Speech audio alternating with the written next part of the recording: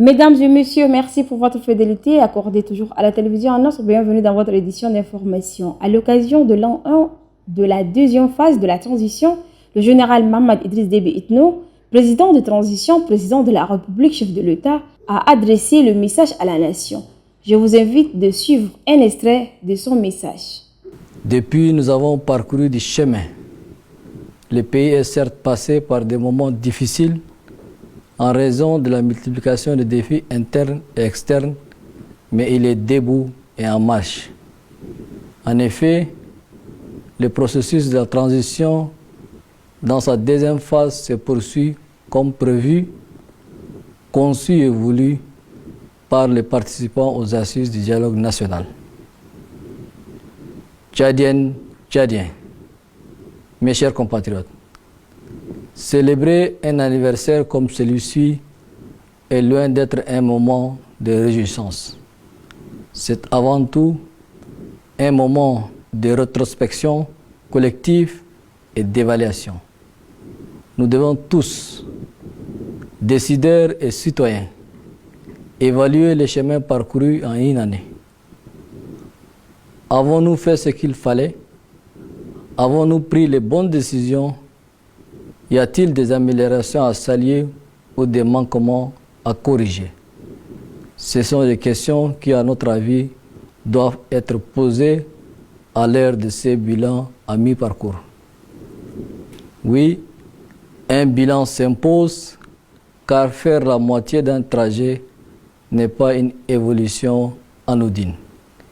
Il s'agit d'une étape importante qui appelle un examen profond et sincère.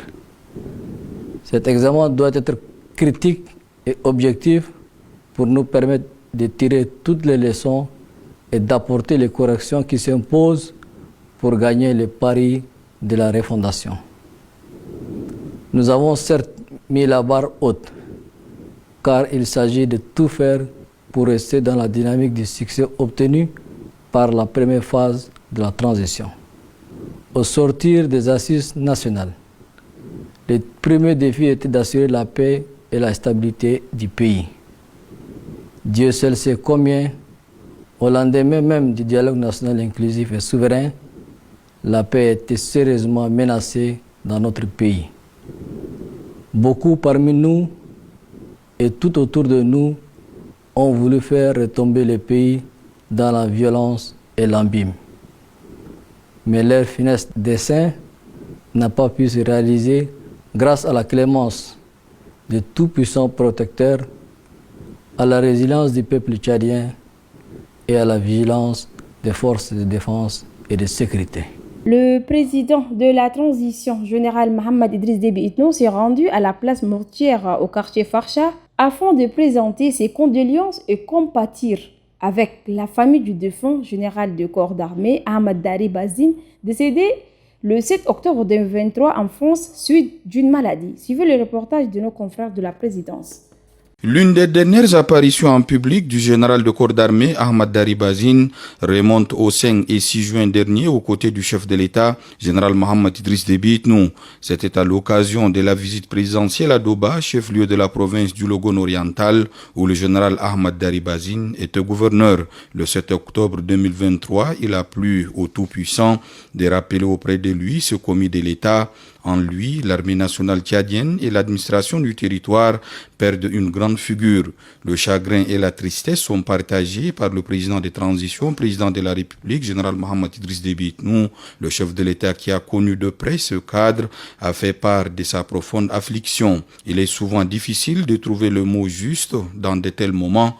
J'espère que vous trouverez tout le réconfort, le soutien ainsi que la foi nécessaire pour traverser cette dure épreuve, a souligné le président de la République.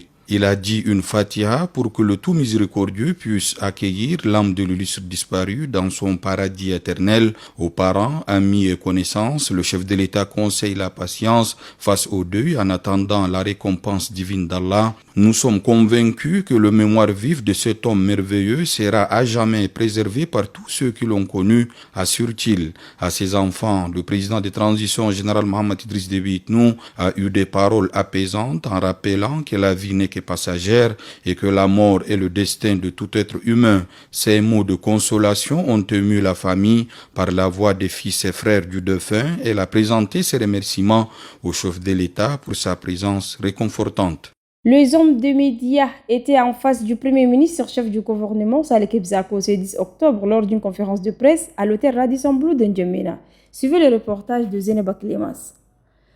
Le Premier ministre chef du gouvernement d'Union nationale, Saleh Kebzako, a tenu une réunion importante ce 10 octobre avec les hommes des médias du Tchad. L'objectif de cette rencontre était de discuter de la situation actuelle des médias dans le pays et de les encourager à reprendre leur travail de manière sereine et responsable. Les journalistes présents ont saisi cette opportunité pour exprimer leurs préoccupations et leurs attentes vis-à-vis du gouvernement. Ils ont souligné la nécessité de garantir la protection des journalistes dans l'exercice de leur travail, en particulier face aux intimidations, aux violences et aux pressions qu'ils peuvent subir.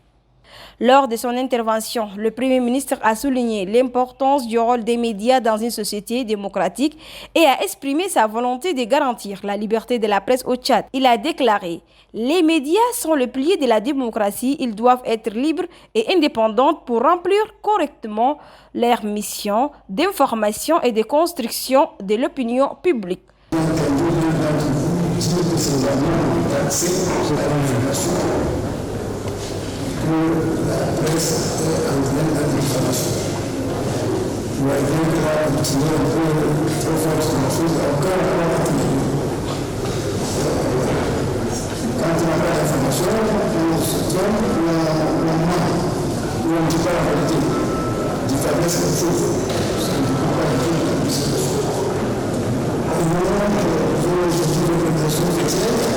Il faut peut-être nous organiser des sortes d'ateliers internes pour que les vous-même fassent à cette réalité pour que nous les sociétés. Je vois ici tout à fait en passant. Le chef du gouvernement a également fait part de ses préoccupations concernant les difficultés auxquelles sont confrontés les médias tchadiens, notamment en termes de conditions de travail, de sécurité et de formation des journalistes. Il a promis de mettre en place des mesures concrètes pour améliorer ces situations en collaboration avec les médias et les organisations professionnelles. Le Premier ministre a pris note de ces demandes et a assuré aux journalistes qu'il mettrait tout en œuvre pour créer un environnement favorable à l'exercice du journalisme au Tchad. Il a également annoncé la mise en place d'une commission spéciale chargée d'étudier les revendications des médias et de formuler les propositions concrètes. Mesdames et messieurs, c'est la fin de votre édition d'information. Merci de l'avoir suivi. Restez toujours en compagnie de nos programmes sur la télévision, à Nassor TV. Au revoir.